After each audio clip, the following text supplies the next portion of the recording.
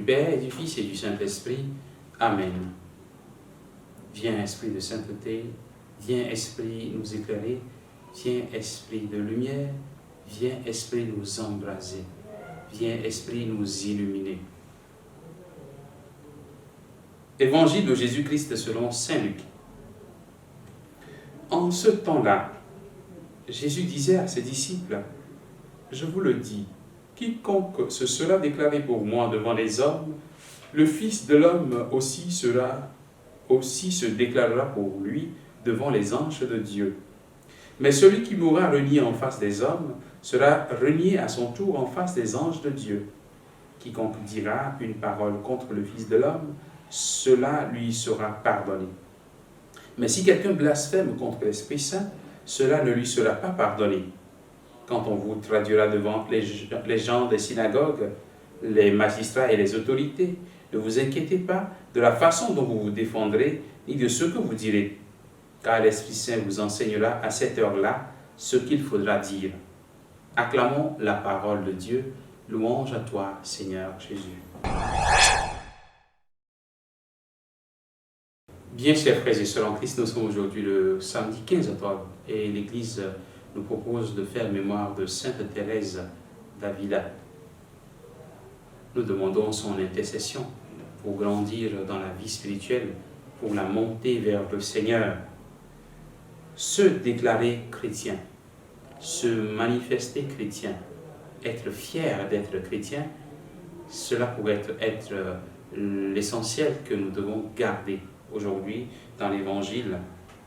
Je vous le dis, quiconque se sera déclaré pour moi devant les hommes, le Fils de l'homme aussi se déclarera pour lui devant les anges de Dieu. Se déclarer chrétien, donc se manifester chrétien et n'avoir pas peur de se montrer tel. Voilà ce que le Seigneur attend de nous, en restant cohérent, en restant vrai, en manifestant donc notre témoignage de vie chrétienne en toutes circonstances, en toutes choses. Le Seigneur nous invite donc aujourd'hui à garder cette particularité de notre vie chrétienne, à manifester aux yeux de tous que nous sommes des chrétiens, que nous avons rencontré Jésus et sa vie nous a transformés, nous a totalement transformés.